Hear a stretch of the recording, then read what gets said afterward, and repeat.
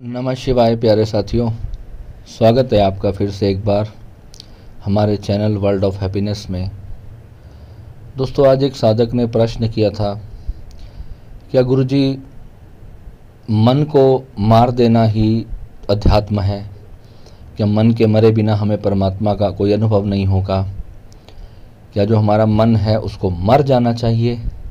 क्या यही असली स्पिरिचुअलिटी है? क्या यही पाने के लिए हमने सारी साधना, योग, तपस्या, ध्यान, जप, सिमरण, व्रत, ये सब जो चीज़ें हैं, क्या सभी का जो उद्देश्य है सिर्फ अपने मन को मार देना है? क्या यही एक्चुअल स्पिरिचुअलिटी है? क्योंकि बहुत सारे यूट्यूब वीडियो देखता हूँ, बड़े बड़े संतों को सुनता हूँ, बड़े बड़े महात्माओं को सुनता हूँ, तो सभी मन को मिटा डालने की बात करते हैं। इवन मेरे भी कुछ वीडियोस में इन्होंने सुना कि मन का मिट जाना जो है पूर्ण साक्षात्कार प्राप्त कराता है। तो आज के इस वीडियो में इस पूरी गुत्थी को सुलझाएंगे, मन को पूरी तरह से समझेंगे और मन का क्या रोल है और कब मन से क्या करना है और मन का क्या मिटना पॉसिबल है। क्या मन मिट जाता है? क्या जब मन मिट जाता है तो फिर क्या रह जाता है? तो आज हम इसकी पूरी बारे में बात करेंगे।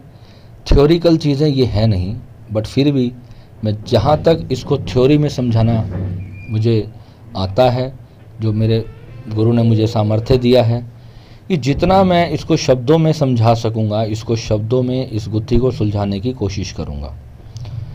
सबसे पहले हमें समझना है कि मन एक्चुअल में है क्या। मन का जो है पूरा खेल, ये मन है क्या? कहीं फिजिकल रूप से मन हमारी बॉडी में प्रेजेंट नहीं है। हम कितने भी मशीनरी के इक्विपमेंट्स पकड़ लें, उनका टेस्ट करवा लें, हमारा कोई भी सीटी स्कैन कर ले, तो मन का कोई अस्तित्व हमारे शरीर में नहीं है। ये तो सभी को मालूम है। मगर मन, जब हम बोलते हैं कि मन कर रहा है मैं चाय पी लूँ, मन कर रहा है मैं पकोड़े खा लूँ, मन कर रहा है मैं डोसा इडली खा लूँ, कोई भी चीज़ का मन कर रहा है कि पहाड़ों में घूमने चला जाऊँ, मन बोर हो गया है ये मूवी देख देख के, ये सीरियल देख देख के, ये कॉमेडी सुन सुन के, लोगों की बकवास सुन सुन के, न्यूज़ देख देख के मन भर गया है। कितना मन भर गया है। हम ये कभी कहते हैं कि दिमाग भर गया है, शरीर भर गया है, हम कहते हैं मन भर गया है। व्हाट इज़ मन?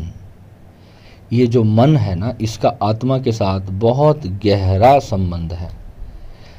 आप एक कॉन्शियसनेस हो, पूर्ण परमात्मा का एक बिंदु।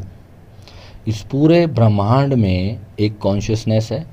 जैसा मैंने पिछले वीडियो में एक साधक ने पूछा था कि गुरुजी क्या सबकी आत्माएं अलग अलग हैं या एक ही आत्मा है, तो मैंने आपको बताया कि एक ही आत्मा है, मगर उसमें सूक्ष्म शरीर भी कार्य करता है। तो तुम्हारा भी सूक्ष्म शरीर है। फिर इसमें जो एक्चुअल मन जो है, वो संस्कार जो बनाता है, जो एक बिंदु जिसे मैं कहता हूँ, जो आपके शरीर में जो एक कॉन्शियसनेस कैद है, यानी कि आपके शरीर से बाहर भी आत्मा है और आपके शरीर के भीतर भी आत्मा है। और आपका शरीर जहाँ पर है, उस स्थान को भी अगर शरीर को जला दिया जाए तो वहाँ पर भी आत्मा ही शेष रहेगी। यानी कि उसको आत्मा कहें, उसे चेतना कहें, उसे कॉन्शियसनेस कहें, हम उसको कितने भी नाम ले सकते हैं। जो कॉन्शियसनेस है वो वास्तविकता में हम हैं।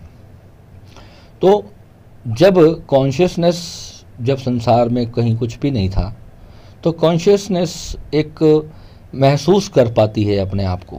वो जो अवस्था है हमारी, उस अवस्था में भी हम रहते हैं, कहीं ना कहीं हम होते हैं। हमें ये नहीं, हमें कुछ दिखाई नहीं देता, हमें कुछ सुनाई नहीं देता, हम बोल नहीं पाते, हम कुछ भी नहीं कर पाते, बट हम होते हैं। यानी कि एक बहुत गहरी समाधि की अवस्था होती है, उसे सच्चिदानंद कहते हैं। और वो जो अवस्था है वो वास्तविकता में क्या है? वो अवस्था है जब एक स्त्री पुरुष आपस में जब प्रेम करते हैं, जब वो संभोग करते हैं, तो उस क्षण में जो एक सेकंड का जो अंत में आनंद तुम्हें प्राप्त होता है, वही अवस्था निरंतर चिरंतर काल की रहती है। वो अवस्था है एक्चुअल में सच्चिदानंद अवस्था। उस अवस्था कर पहुंचने के लिए सन्यासियों ने ब्रह्मचर्य का रास्ता अपनाया, जिसे ओशो ने भी कहा, संभोग से समाधि की ओर जाना। यानी कि अभी जो रस तुम संभोग से प्राप्त करना चाहते हो, वही तुम्हें समाधि में प्राप्त हो जाएगा और सहज प्राप्त हो जाएगा। मगर क्या समाधि लगाना इतना आसान है? समाधि और तुम्हारे बीच में जो प्रॉब्लम है वो है मन, क्योंकि मन रुकने ही नहीं देता। मन में इतना अधैर्य होता है, मन उस चीज़ तक पहुंचने ही नहीं देता। वो हमें संसार की तरफ लेके चलता है, बाहर की तरफ लेके चलता है। तो क्या बाहर से अपना तादात्म्य बिल्कुल तोड़ लेना है? क्या हम इस संसार में रह करके हम जो कर्म करते हैं, जो कार्य करते हैं, क्या हम सभी सन्यासी हो जाएं, सभी वृंदावन में जाकर बैठ जाएं, सभी हरिद्वार में बैठ जाएं, लाल पीले चोले डालें, गले में बहुत सारी मालाएं डालें, जटाएं रख लें, तिलक लगा लें, सभी के सभी? सोचो इस दुनिया के 800 करोड़ लोग हैं, सब के सब सन्यास ले लें, क्या होगा? 800 करोड़ लोगों की आबादी, अगर सभी के सभी सन्यास ले लें, सभी के सभी ज्ञानी पुरुष हो जाएं, तो क्या होगा? जो कि होता नहीं। कौन सी चीज़ है जो तुम्हें सन्यास की तरफ ना ले जा करके बाहर की तरफ घसीट के रखती है? वही तुम्हारा मन है।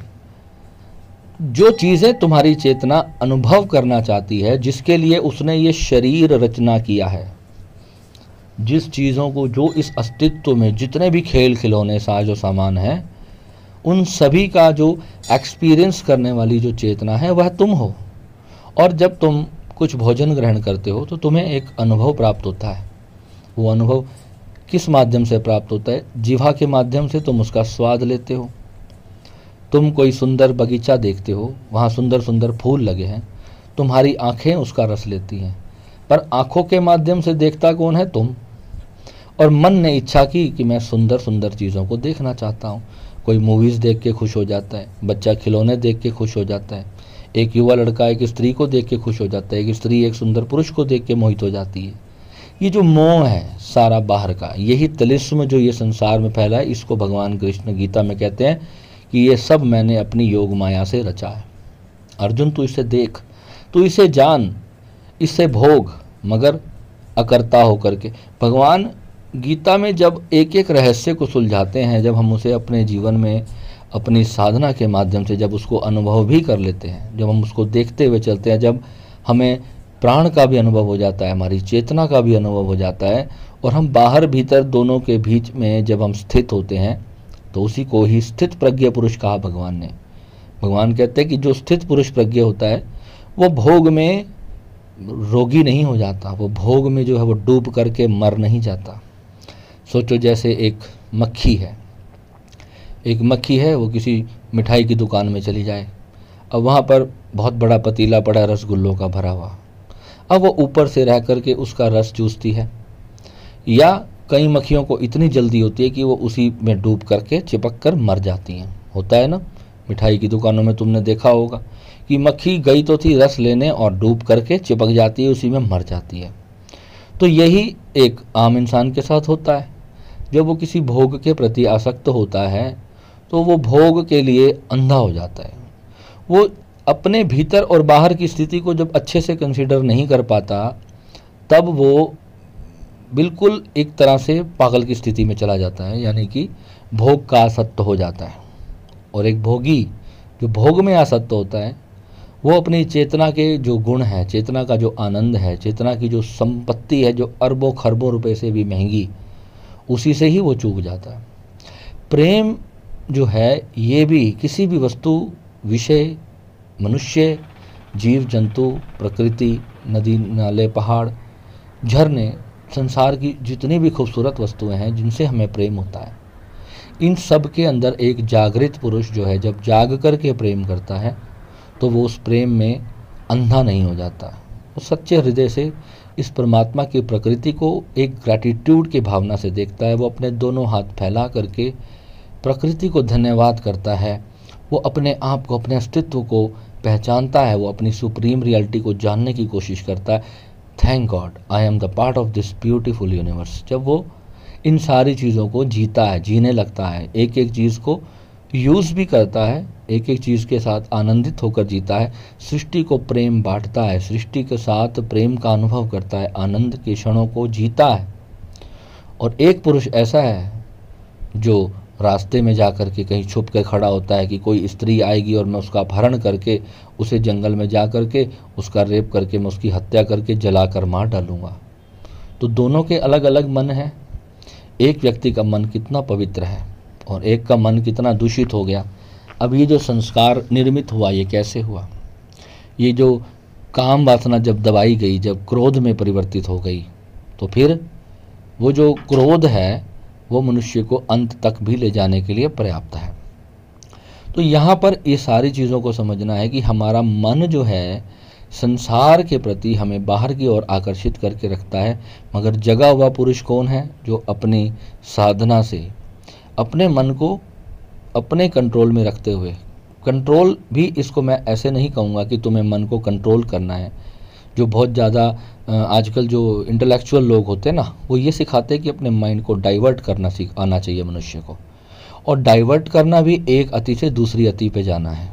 डाइवर्ट करना भी आप सिर्फ अपनी किसी भी विचार को बदल सकते हो, अपनी मेमोरीज को चेंज कर सकते हो, मगर आप उससे मुक्त नहीं हो सकते। यानी एक बीमारी हटी और दूसरी बीमारी आपने पकड़ ली।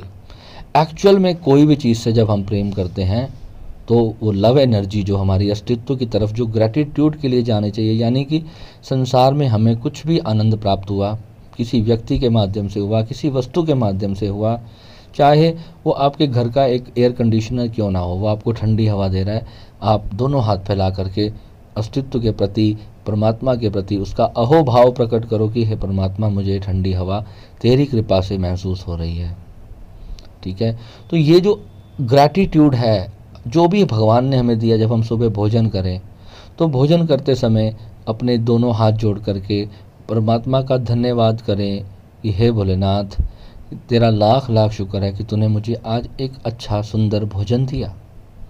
परमात्मा का शुक्र करना चाहिए, हर क्षण उसका ग्रैटिट्यूड करना चाहिए। और जो नहीं है, परमात्मा को कहना चाहिए कि हे परमात्मा, जो भी तूने नहीं दिया उसमें भी मेरा ही कुछ भला छिपा होगा, मेरी ही कोई भलाई होगी जो ये कार्य नहीं हुआ। तो ये जो भाव जब जैसे जैसे हम लेकर के आएंगे तो मन मरेगा नहीं। जो बाबा लोग, जो सन्यासी लोग जो तुम्हें कहते हैं ना कि तब तक जप करो जब तक तुम्हारा मन ना मर जाए, मन को मार देने वाला तो एक मरे समान है। और ये जितने सन्यासी लोग हैं ये खुद भी मर गए हैं और ये प्रकृति को मारने का ही कार्य करते हैं। ये आप सभी को, आपके मन को मार करके आपको ना जीवित अवस्था में छोड़ेंगे ना ही मरने की अवस्था में छोड़ेंगे। यानी जिस व्यक्ति का मन मर जाए, ना वो जीवित है और ना वो मृत है, वो एक जिंदा लाश की तरह हो जाता है। मन को मारना नहीं है, मन को शांत कर लेना है, मन को समझ लेना है, मन को वहाँ लगाना है जहाँ पर तुम्हें आनंद प्राप्त होता हो, बिना किसी को कष्ट दिए, बिना किसी को तकलीफ़ दिए, जहाँ तुम्हें प्रेम प्राप्त होता हो, जहाँ तुम्हारे भीतर एक अपार सेलिब्रेशन पैदा होता हो। जिस चीज़ में तुम्हें सेलिब्रेशन महसूस होता है उसी के लिए तुम पैदा हुए हो, मगर जागृत होकर। हर वो वस्तु, हर वो चीज़ तुम्हें भोगनी है जो तुम्हें आनंदित करती है, क्योंकि सृष्टि में आए हो सृष्टि को जीने।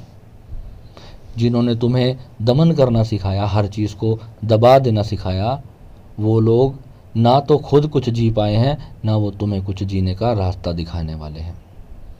अगर ऐसा ही होता कि हमें मन को ही मारना होता तो हमारे भारत के ऋषि मुनियों ने कभी भी ज्योतिष विज्ञान की रचना ना की होती। उन्होंने दुखों को दूर करने का कोई भी उपाय हमें ना सुझाया होता। वो कहते हैं कि मंत्र जब तब तक करते चलो, मैं देखता हूँ ऐसे हजारों लोग इसी का प्रचार करने में लगे, इतना मंत्र जप करो कि मन मर जाए। अभी तुम्हारा मन मरा नहीं, और उनके पास बड़े बड़े तर्क हैं ऐसे देने के लिए। वो खुद एक लाश की भांति जीवन जी रहे हैं। उन्हें मैं कहता हूँ कि मेरे सामने आओ, भगवान के सामने, भगवान की फ़ोटो पर हाथ रख के बोलो कि क्या तुम्हें दर्शन हुए। वो चुप हो जाएंगे, उनके पास कोई जवाब नहीं होगा। जब उनकी तुम दिनचर्या देखोगे ना, जब उनका जीवन देखोगे अंदर जा कर के, जब तुम भीतर घुस के उनके साथ जब रहोगे, तब तुम्हें पता चलेगा वो भी हमारी तरह ही, मनुष्य की तरह ही जीवन जीते हैं। उन्हें भी हमारी तरह ही भोग विलास की इच्छा होती है, उन्हें भी हमारी तरह ही भूख लगती है, हमारी तरह उनका भी मन होता है हर एक चीज़ का, मगर दबा करके बैठ जाते हैं संसार को। संसार क्या कहेगा, अब तो मेरे 10 करोड़ शिष्य हैं, अब अगर मैं अब ऐसा कुछ करूँगा तो मेरे लिए तो ये हो जाएगा, मेरे लिए तो वो हो जाएगा। तो ऐसी चीज़ें सिखा करके फिर योग भ्रमित किया जाता है आपको। योग का मतलब है कि तुम सृष्टि में आए हो, सृष्टि में एक फूल की तरह तुम खिले हो। फूल का काम क्या है, बस महकना और खुशबू देना। सोचो अगर फूल दुर्गंध देने लगे, फूल जब सड़ जाता है तो क्या करते हो तुम उसका? जब वही सुबह जब तुम पार्क से फूल तोड़ के आते हो, भगवान के मंदिर में जाके जब शिवलिंग पर अर्पित करते हो, तो भगवान को वो सुगंध अर्पित करते हो, भगवान से प्रार्थना करते हो। क्या सड़े हुए फूल कभी भगवान पे चढ़ते हैं क्या? जो मरे हुए सूखे हुए फूल कोई भगवान पे नहीं चढ़ाता। और जो आपको कहता है कि मंत्र तब तक जाप करते रहो जब तक तुम्हारा मन ना मर जाए, तो वो तुम्हें सड़ा हुआ एक फूल बना देगा। एक बंद गोभी का सड़ा हुआ फूल बन जाओगे तुम, गुलाब का भी नहीं रहोगे। इतनी बदबू आएगी तुम्हारे भीतर से, तुम खुद भी दुख के पात्र बन जाओगे और दूसरों को भी दुख ही बांटते चले जाओगे। जब तुम्हारा भोग की आसक्ति जब तुम्हें हर लेती है, जब तुम किसी भी विषय में पागल हो जाते हो, तुम अपनी सेंसेस पे पूरा कंट्रोल खो देते हो, तो समझ लेना कि वहाँ तुम अपने पतन की ओर जा रहे हो और तुम अपने साथ साथ दूसरों का भी पतन निश्चित करोगे। क्योंकि जब तुमने ज्ञान नहीं सीखा तो तुम अपने बच्चों को भी मूर्खता ही सिखा के जाने वाले हो। जब पूर्ण गुरु जिसको अनुभव होता है, भगवान जब उससे अपना कार्य लेते हैं तो उनका एक ही उद्देश्य होता है कि हम परम सत्य को प्रकाश में लाएं। जीव जंतुओं को जो दुख में फंसे हैं, जो दुख को जान नहीं पा रहे कि दुख क्यों आ रहा है, दुख के आने की वजह को समझना है। अरे तुम साइकिल चला रहे हो, साइकिल पे तुम मज़े से ड्राइव करते हुए आराम से जा रहे हो, साइकिल को राइड करते हुए, अचानक तुमने ध्यान हटा दिया, रास्ते में गलती से एक पत्थर पड़ा था तो उस पर टकरा कर अगर तुम गिर गए, थोड़ी सी चोट लग गई, तो क्या साइकिल चलाना छोड़ दोगे? तुम अपना इलाज करोगे भाई, इलाज करोगे फिर से साइकिल चलाओगे। गाड़ी में भी ऐसा है, बाइक में भी ऐसा है, जितनी भी चीज़ें हैं प्रकृति में आप रोज़ देखते हो, कभी दुर्घटना हो जाती है जीवन में, प्रेम में भी दुर्घटना हो जाती है, रिश्ते में भी दुर्घटना हो जाती है, दोस्ती में भी दुर्घटना हो जाती है। अगर दुर्घटना हुई, क्यों हुई? हर चीज़ को समझो कि कभी कोई दुर्घटना तुम्हारे जीवन में जब आती है तो तुम देखना तुम्हारा ध्यान कहीं भटक गया, जिसके कारण तुम्हारे जीवन में दुर्घटना आई। और जो ये बात तुमसे कह रहा हूँ, तो तुम्हें क्या लगता है कि भगवान ने मुझे यूं ही सिखा दिया? क्या इसके लिए भगवान ने मेरे जीवन में मुझे चोटें नहीं दी होंगी? क्या यूं ही मैं माँ के गर्भ से सीख कर पैदा हो गया था? क्या मैं पिछले जन्म में कोई ब्रह्मा विष्णु महेश था क्या? तुम्हारी ही तरह एक आम इंसान हूँ, तुम्हारी तरह, पर मैं आज अपने गुरु के कक्ष में बैठ करके तुम्हें आंसर दे रहा हूँ। क्यों? क्योंकि मेरे भीतर से प्रेरणा आ रही है कि किसी ने ये प्रश्न किया तो उत्तर देना है मुझे। किसी ने मेरे से बड़ी उम्मीद रख के, मुझे विश्वास करके उसने मेरी बात का उत्तर मांगा है कि स्वामी प्रेम विराट इसके बारे में क्या सोचते हैं। मंत्र जप के बारे में मैंने मंत्र जप के बारे में पूरा वीडियो बना रखा है कि कौन कौन से मंत्र का क्या उपयोग है, मंत्र क्यों किए जाते हैं, मंत्र की आवश्यकता क्या है। हर चीज़ का यूज़ है भाई। जब हमें कुछ सिखाया गया है, गुरुओं ने दिया है, इसीलिए कहते हैं कि आधा अधूरी पढ़ाई जब भी करोगे तो वो नुकसानदायक होगी। बच्चे को अगर ABCD नहीं सिखाओगे तो वो शब्द कैसे बनाएगा? पूरा बारीक से बारीक तथ्य जब तक उस चीज़ का हम समझेंगे नहीं। इसीलिए ये एक पढ़ाई है। जब गुरु का होना जीवन में बहुत ज़रूरी है। जब हम अपने छोटे बच्चे को जब हम स्कूल में भेजते हैं, उसे अपना नाम भी लिखना नहीं आता, और जब वो 6-7 साल का होता है तो धीरे धीरे हम देखते हैं वो तो अपना नाम भी लिख रहा है, वो तो सारी पोएम्स भी सुना रहा है, राइम्स भी सुना रहा है, वो तो सब कुछ सुनाता है। अब मेरा बेटा, आज उसको 15 दिन हो गए स्कूल जाते जाते, अब वो आकर के अपने आप सारा दिन राइम्स बोलता रहता है। क्यों? क्योंकि वहाँ पर जो उनके गुरु हैं, जो उनकी टीचर है, वो उनको सिखा रहे हैं सारा दिन। उनका काम है बच्चों को सिखाना, इट्स देयर जॉब। और बच्चा कहाँ से सीखेगा? क्या तुम्हारे पास टाइम है अपने बच्चों को सिखाने का? क्या तुम्हारे माता पिता के पास समय है? पहले ज़माने में गुरुकुल होते थे, गुरुकुलों में जाकर के पूरा अध्यात्म का ज्ञान दिया जाता था, योग विद्या का ज्ञान दिया जाता था, धनुर्विद्या का ज्ञान दिया जाता था। आज तुम्हारे घर में कोई चोर डाकू आ जाए, कोई धार्मिक दंगा हो जाए, कुछ हो जाए, तुम्हारे पास अपनी रक्षा करने के लिए भी कुछ नहीं है। क्यों? तुम अपने गुरुओं से भ्रमित हो गए हो, तुम अपने गुरुओं से विमुख हो गए हो, अपने धर्म को ज्ञान से विलुप्त हो गए हो। आज तुम्हारे पास अपनी रक्षा करने के लिए भी कोई माध्यम नहीं है, तुम सीधा बस पुलिस के ही मोहताज होकर के बैठे रहोगे। You have no self defence even. अपने धर्म को जो छोड़ दे वो हमेशा दरिद्रता की ओर जाता है, उसका पतन निश्चित है, वो समाप्त होगा ही होगा। वो सारे धर्म इस सृष्टि से चले जाएंगे जिन्होंने अपने धार्मिक शास्त्रों का, अपने ऋषि मुनियों के ज्ञान को अपने बच्चों तक नहीं पहुंचाया। और आज भी वो ये सोचते हैं कि हमें तो पिज़्ज़ा बर्गर खाना है, हमें क्या करना है? हम जाएंगे स्टारबक्स पे कॉफ़ी पियेंगे, हमने क्या करना है यार? देश में कितने लोग मर रहे हैं, मरते रहेंगे साले, मरने दो। हमें क्या पड़ी है? किसी को क्या पड़ी है इस देश में क्या हो रहा है? आज इतनी ग्लोबल वार्मिंग हो रही है सृष्टि में, किसी को क्या पड़ी? अरे भैया, अरे भैया, बारिश आ गई, पहाड़ गिर गया, उस पहाड़ की चिंता कौन करेगा? क्या सिर्फ सारा काम मोदी का है क्या?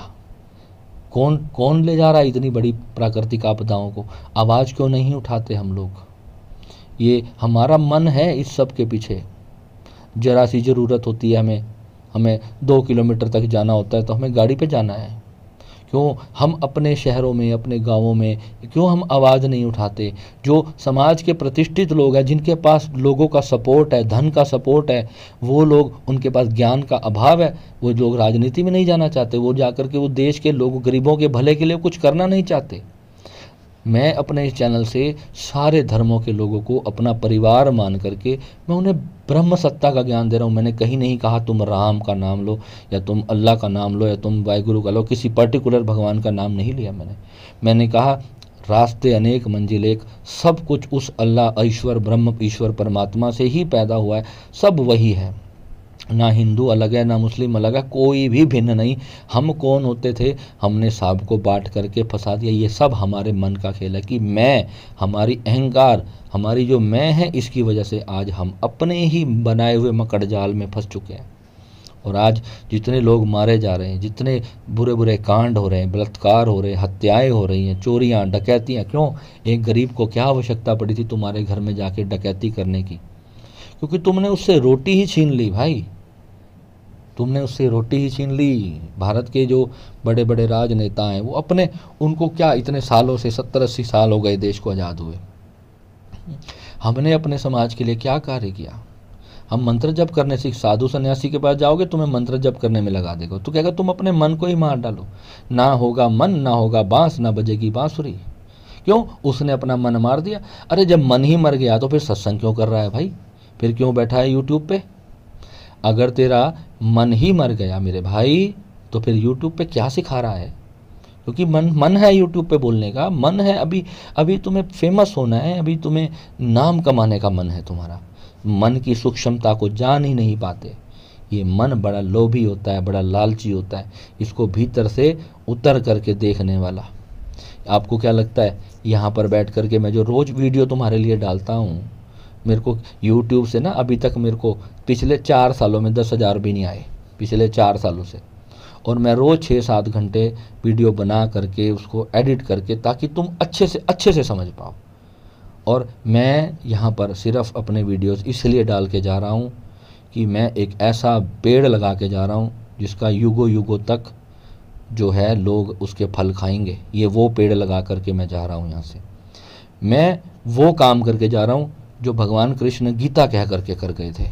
मैं गीता को आधुनिक भाषा में आज के हिसाब से लोगों को, अपने बच्चों को, अपने पूरे समाज को, मेरे से बड़े छोटे कोई कितना भी हो, कोई कितना भी अपने आप को ब्रह्म ज्ञानी समझता हो, मुझे कोई शर्म नहीं किसी के शास्त्रार्थ करने में, मुझे कोई डर नहीं। क्यों? मेरे भीतर में ब्रह्म ईश्वर जागृत हुआ है, मेरी माता रानी मेरे भीतर जागृत हुई है। मुझे गर्व होता है। जो गुरु कहते हैं कि, कहीं बोलते हैं थोथा चना बाजे घना, जिसको प्राप्त नहीं होता वही ज़्यादा शोर मचाता है। अरे भैया, जिसके घर में राम आएंगे वो शोर भी ना मचाए तो उससे बड़ा क्या मूर्ख होगा, हैं? जिसके घर भगवान की प्राप्ति होगी, जिसके शरीर में उस परमात्मा की रोशनी होगी, अगर बुद्ध ने भी ना तुम्हें बताया होता, ना कृष्ण ने बताया होता, ना किसी ने तुम्हें बताया होता, तो तुम सब के सब आज भिखारी की तरह पड़े होते। कहीं तुम्हारे यहाँ मंदिर, गुरुद्वारे, मस्जिदें तुम्हारे देश में नहीं होती, तुम भी ऐसे ही जो बाहर के देशों की तरह सिर्फ भोग वगैरह में ही डूब करके मर जाते। आज देखो बड़े बड़े देश जो भोगी हो चुके थे पूरी तरह से, आज वो सब छोड़ करके हमारे इस देश में आ रहे हैं, रामकृष्ण का अनुसरण करने आ रहे हैं। उनको भगवान भोलेनाथ की भक्ति चाहिए, आज कृष्ण की भक्ति चाहिए उन्हें। वो गीता का अध्ययन सिखाते हैं अपने बच्चों को। मैं वृंदावन में देखता हूँ छोटे छोटे अंग्रेजों को वो गुरुकुल के स्कूलों में डाल रहे हैं। क्यों डाल रहे हैं? उन्होंने देख लिया कि भारत के पास वाकई में ही कोई बहुत बड़ा सच है, उस चीज़ को जान के बैठ गए। उनको एक चीज़ में हमेशा वो, मैं उनकी खासियत मानता हूँ कि वो अच्छी चीज़ को बड़ी जल्दी समझ जाते हैं। उन्हें बस 4 दिन लगते हैं एक रहस्य की बात को समझ लेने में, और अनुसरण इमीडिएट कर देते हैं वो लोग। और हम लोग, मेरे वीडियोस मेरे अपने लोग जब सुनते हैं ना, वो कहते हैं यार तू बहुत बड़ी बड़ी बातें करने लग गया, इतना तेरे पास है भी सही क्या। तो मैं कुछ भी यहाँ पर कुछ भी बना करके नहीं बोल रहा हूँ, मैं यहाँ पर तुम्हें सारी बात तुम्हारे भीतर छुपी है। यहाँ पर मेरा कोई प्रश्न का उत्तर देने का मेरा विषय नहीं है। मेरा मतलब है मुद्दे की बात को सिखा देना कि कोई चीज़ अगर सही नहीं है तो वो तो गलत है, जो चीज़ सही नहीं है वो गलत है मेरे भाई। क्योंकि सही विधि तुम्हारे पास नहीं है तो कम से कम गलत का अनुसरण करना तो बिल्कुल ही गलत है। किसी व्यक्ति को तुम मंत्र जाप में लगा दोगे, उसका मन मारने की तुम ओपन यूट्यूब पर बैठकर बोलते हो। कोई साधु संत महात्मा जी हैं जो आजकल बड़ा तुम सुनते हो उनको, और वो कहते हैं कि मन मर जाए तब तक जाप करो। अरे भैया, जब तुम्हारा मन मर जाएगा ना तो मुझे फ़ोन करके ज़रूर बताना। और इतनी बुरी तरह डैमेज हो जाओगे जब मन मर जाएगा, तुम्हारा भोजन तक करने का मन नहीं करेगा, किसी से बात तक करने का मन नहीं करेगा, इतने ही अंदर रुग्ण स्थिति पैदा हो जाएगी। कोई भी मंत्र जप बिना पूर्ण गुरु की खोज के, तुम्हारा भाग्य भी इस पे पता है कितना निर्भर होता है कि तुम्हें गुरु भी कब अच्छे मिलते हैं, जब तुम्हारा बृहस्पति शुभ होता है। तुम्हें पता है, तुम किसी एस्ट्रोलॉजर के पास जाओ और उसे ये दिखाओ कि भैया मेरे को जो है, मेरा गुरु की स्थिति कैसी है मेरी कुंडली में, क्या मुझे पूर्ण गुरु की प्राप्ति होगी। मैंने कहा यार ठीक है, मेरा बृहस्पति शुभ था तो मुझे तो पूर्ण गुरु की प्राप्ति हो गई, मेरे साथ के बहुत सारे लोगों को प्राप्ति होगी, मगर वो क्या जिनका गुरु ही खराब है। भाई वो लोग गुरुओं के पास जाते ही नहीं, वो गुरुओं को बिलीव ही नहीं करते। अगर आप देखो वो जितने करोड़पति होंगे उनको जरूरत ही महसूस नहीं होती। प्रकृति ने उन्हें इतने ही दूर कर दिया परमात्मा से कि उन्हें गुरुओं का अनुसरण करने की आवश्यकता ही नहीं होती। वो लोग सोचते हैं पैसा ही सब कुछ है, संसार की एजुकेशन ही सब कुछ है, जो हम कर रहे हैं हम बढ़िया सा जीवन जी के जा रहे हैं। कुत्ते की मौत मरते हैं ऐसे लोग। जब वो मर जाते हैं ना तो फिर उनकी आत्माएं भटकती हैं, तो फिर दोबारा से उनको फिर वैसे ही शरीर प्राप्त होते हैं, क्योंकि वो पूर्ण अध्यात्म प्राप्त करके नहीं जाते। नीच योनियों में फिर उनका जन्म होता है। अब जिन्होंने अपने भीतर उस सत्य को जाना है तो वो ही ये बात आपको समझा सकता है कि आत्मा की गति और दुर्गति में क्या अंतर है। आपको पता है, जब कोई चेतना शरीर छोड़ती है, अगर एक पहचान बताता हूँ आपको कि यह आत्मा की सदगति हुई है या दुर्गति हुई है। किसी मरने वाले की जब आंखें खुली रह जाएं तो समझ लेना उसकी दुर्गति हुई है, उसके जो प्राण हैं उसकी आंखों से निकले हैं। कईयों का मल और मूत्र निकल जाता है प्राण विसर्जित करते समय। वो ये नहीं होता कि वहाँ पर यमराज आ गए तो तुम्हारा मूत्र निकल गया और तुम्हारा मल निकल गया। ये चेतना की स्थिति होती है, चेतना किसी द्वार से निकलती है। और कईयों की चेतना इतनी दुर्गति में होती है, इतनी दुर्गति होती है, जो हमारे शरीर के जो रोमकूप होते हैं ना, जिन पे जो हमारे छोटे छोटे रोम होते हैं, जो बाल होते हैं हमारे शरीर में, वहाँ से प्राण को ऐसे खींचता है, वह प्राण बाहर निकलता है। इतनी भयंकर पीड़ा होती है उनको शरीर छोड़ते समय। वो चिल्लाते हैं, तड़पते हैं, रोते हैं। एक एक रोम से जब तुम्हारा प्राण खिंचता हुआ बाहर निकलेगा तो सोचो कि कितनी पीड़ा होगी। आपको पता है ये पूरी जो आध्यात्मिक यात्रा है किस लिए है, कि तुम्हारे पूरे प्राण को ना तुम्हारे सातों चक्रों के भीतर से निकाल करके उसे सहस्त्रार के साथ एक करके उसे सहस्त्रार से बाहर करने का मार्ग बना लेना। यही वास्तविकता में अध्यात्म है कि तुम आराम से अपने शरीर को छोड़ करके मुक्त हो जाओ। वास्तविकता तो अध्यात्म की इतनी ही है कि जब एक व्यक्ति जो कभी साधना नहीं की, ओशो एक बहुत सुंदर बात बताते थे। जैसे एक नारियल होता है, वो अंदर से चिपका होता है। हम उसको जब बाहर से कोई चीज़ से, जैसे हमारे घर में तो ऐसा होता था, मैं छोटा सा ना एक पेचकस उठा लेता था और उसको बाहर से उसको ठोकता था। वो ठक ठक ठक ठक करते करते वो भीतर की जो गरी होती थी ना, वो उससे अलग हो जाती थी। तो फिर उसको ज़ोर से मार के तोड़ता था तो वो जो नारियल का जो अंदर का गोल गोल गोला होता था वो पूरा साबुत बाहर आ जाता था बिना टूटे। और कई बार मैं उसको ज़ोर से मार देता था, वो टूट भी जाता था। तो ओशो ने एक बहुत सुंदर बात अपने एक प्रवचन में कही कि हमारा शरीर और आत्मा बिल्कुल नारियल की तरह ही है। हमारा जो प्राण है, जब वो भीतर से अपने शरीर के खोल से अलग हो जाएगा तभी हम जान पाएंगे कि हम ये शरीर नहीं है, हम चेतना है। उससे पहले हम नहीं जान सकते। और जिस दिन तुम्हें अपनी चेतना का पूर्ण अनुभव हो गया तो तुम्हें शरीर अलग निस्तेज पड़ा हुआ प्रतीत होगा कि मेरा शरीर एक मिट्टी है। मगर ये शरीर मिट्टी होते हुए भी इसमें बहुत कुछ है। इसके अंदर स्पर्श करने की शक्ति है, इसमें भोग की स्थिति शक्ति है, इसमें संसार को इसके बिना जिया नहीं जा सकता। संसार की किसी भी वस्तु को इस दुर्लभ मानव शरीर के बिना नहीं जाना जा सकता। सिर्फ मानव शरीर ही क्यों कहें, संसार में जितने भी शरीर हैं ये सभी इक्वल हैं, सभी की समान मर्यादा है, सभी की समान ही खुशी और समान ही दुख है, सभी भोजन करते हैं, सभी भजन भी करते हैं। क्या पता आपने जब किसी जानवर को जाना ही नहीं तो क्यों, जब आप एक कुत्ता भूखा होता है ना तो वो भी आपके घर दरबार पे आकर के, आपके दरवाजे के आकर के आके ना तुम्हें अजीब अजीब आवाज़ें लगा करके तुमसे भोजन मांगता है। भगवान ने उसे भी दिमाग दिया है। जो कहते हैं ना कि जानवरों में दिमाग नहीं होता, ऐसे लोगों में खुद में ही दिमाग नहीं होता। हाँ, हमसे कम होता है, मगर हर छोटे से छोटे जीव में भी दिमाग होता है। कभी देखो चिड़ियाँ अपने घोंसले कैसे बनाती है, क्या बिना दिमाग के घोंसले बनाती है क्या? कभी चींटियों को ग्रुप में काम करते हुए देखो डिस्कवरी चैनल पे, तब तुम्हें पता चलेगा दिमाग और मन हर जानवर के पास है। हर एक प्रकृति से कोई भी चीज़ उत्पन्न हुई है, कोई भी जीव उत्पन्न हुआ है तो उसके पास सारी इंद्रियां हैं। कोई, किसी के पास 2 इंद्रियां हैं, किसी के पास 5 है, किसी के पास 10 हैं, किसी के पास 20 हैं। अलग अलग इंद्रियों से शरीर निर्मित हुए हैं, मगर ये कोई नहीं कह सकता कि उनको भगवान ने दिमाग नहीं दिया। उनको भगवान ने हमसे ज़्यादा अकल दी है। अगर जरा सा तूफान आ जाए तो हम मारे जाएंगे, पर वो लोग अपनी, जो जीव जंतु होते हैं ना, उन्होंने तूफानों में भी अपनी रक्षा करने का सिस्टम बना के रखा होता है। जानवरों को पहले पता चल जाता है कि तूफान आने वाला है, वो पहले ही गायब हो जाते हैं, सब शांत हो जाते हैं। पता है आपको, ये जो चीज़ें हैं इसको समझना है। सिर्फ ये अज्ञानता भरे चीज़ें नहीं करनी है कि मंत्र जप करके अपने मन को मार डालो। ये मन मिला है, मन से मन को वो अवस्था प्राप्त करनी है, मन की आनंदित, मन से ही संसार जीता जाएगा और मन से ही भीतर जीता जाएगा। ये मन को ही ध्यान में भी लगाना है और मन को ही संसार में भी लगाना है।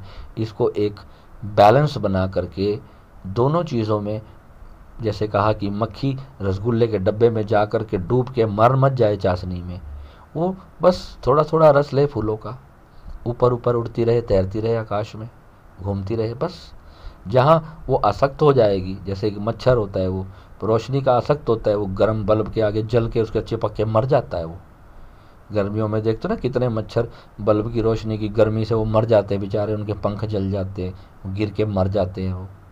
तो ऐसे ही मनुष्य की वो दुर्दशा ना हो जाए कि किसी भोग के प्रति वो रोने तड़पने बिलखने लगे, क्योंकि वो इतना व्याकुल हो चुका है, इतने भोग की आसक्ति ने उसे मन को पूरी तरह से हर लिया है। भगवान कृष्ण गीता में अर्जुन को कहते हैं कि कामांध हुए व्यक्ति को उसकी इंद्रियां बलात् हर लेती हैं। कामांध हुए व्यक्ति की इंद्रियां उसके बलात् को हर लेती हैं, उसके मन को पूरी तरह से हर लेती हैं, और वो अंधा होकर के एक दिन अपने पतन का कारण बनता है, खुद अपने पतन को प्राप्त होता है। भगवान कहते हैं कि ये तेरा युद्ध है, इस युद्ध को कर। यहाँ पर हर व्यक्ति एक अर्जुन है। जो भी सुन रहे हो, तुम जितने भी सुन रहे हो, तुम जो भी काम करते हो, चाहे तुम डॉक्टर हो, इंजीनियर हो, क्लर्क हो, मैकेनिक हो, पुलिस में हो, तुम्हारा जो कर्म है, हमारे कितने सारे साधक पुलिस में हैं। वो कहते हैं गुरुजी, हमारे जोगिंदर जी हैं दिल्ली से, हमारे साधक है, वो इंस्पेक्टर है, वो रोहिणी जेल में। वो कहते हैं गुरुजी, हमारा तो काम ही ऐसा है, हम तरह तरह के लोगों से रोज़ डील करते हैं। हम जेल में उनकी ड्यूटी लगी है, जेल में ना जाने कितनी तरह के रोज़ अपराधी आते हैं, वो देखते आते हैं, और एक उनके अंदर भीतर परमात्मा ने भोलेनाथ का इतना प्यारा सा मन दे रखा है।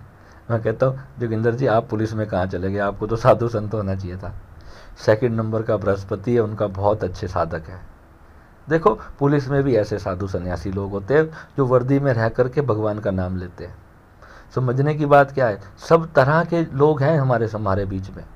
कोई भीतर से क्या है, तुम कहते ना, डू नॉट जज a book by its cover. वो जो दिखता है वो भीतर क्या है वो हम नहीं जान सकते। ऊपर से वो क्या रिएक्ट कर रहा है वो उसका कर्म है।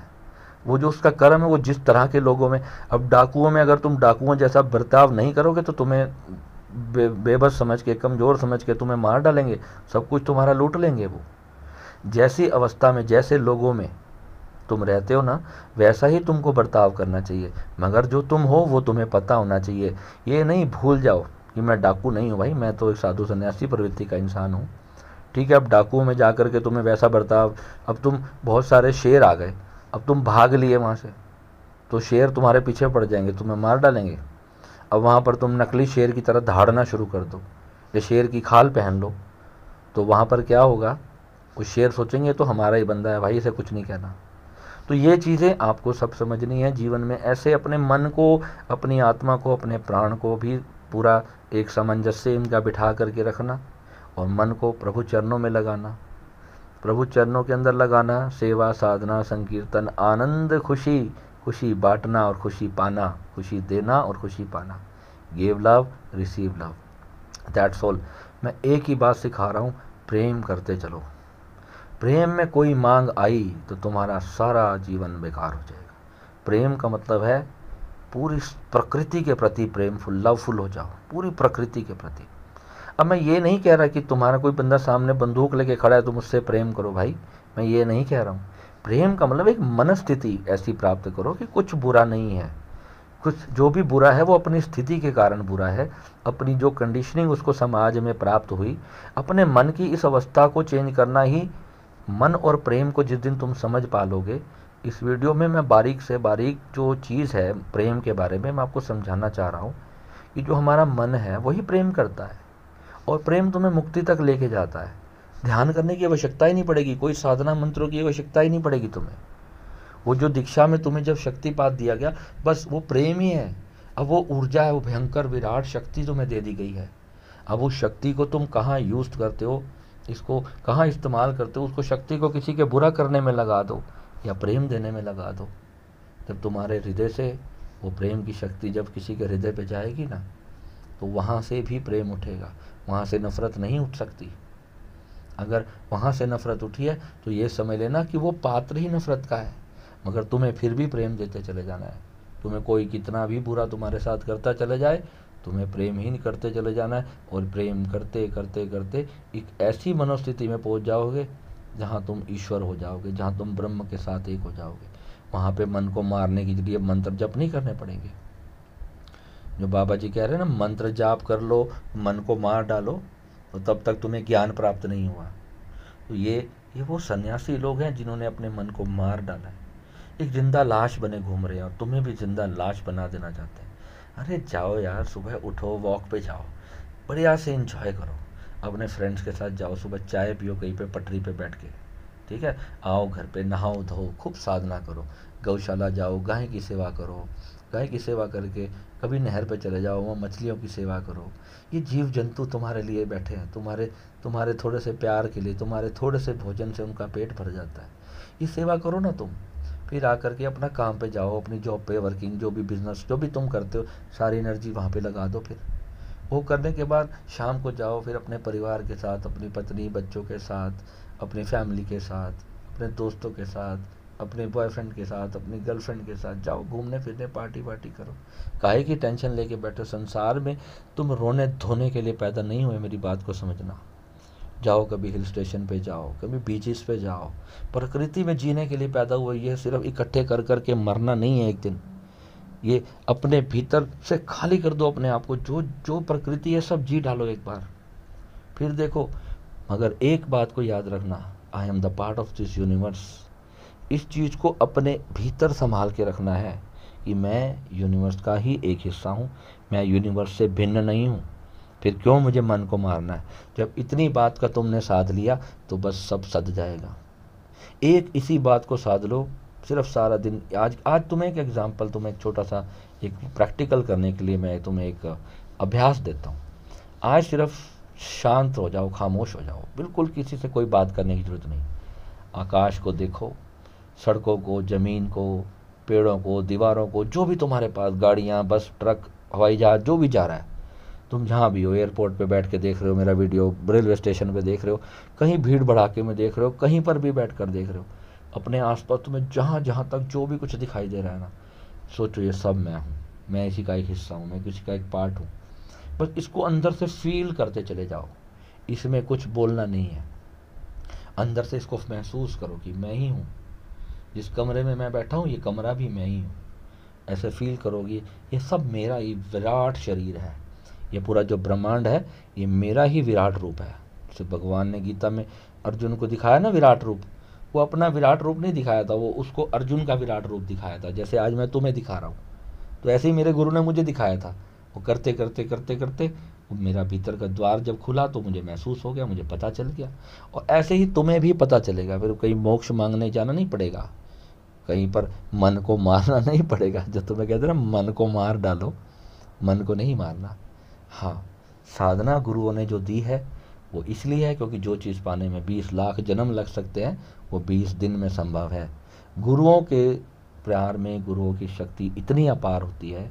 जब गुरु के सानिध्य से जब तुम्हें नाम दान प्राप्त होता है, नाम दीक्षा जब प्राप्त होती है, उसके साथ गुरु जब तुम्हें अपने ऑरा से एक जागृत गुरु जब जोड़ लेता है, जब उनके संपर्क में रहते हो, जब उनसे सीखते हो, तब बहुत जल्दी उन्नति हो जाती है। बस इतना सा ही फ़र्क होता है। ठीक है, तो मन को मारना नहीं है, मन को समझ करके मन को लगा देना है उस परम सत्य में। ठीक है, ब्लेस यू, नमः शिवाय। मिलेंगे अगले वीडियो में।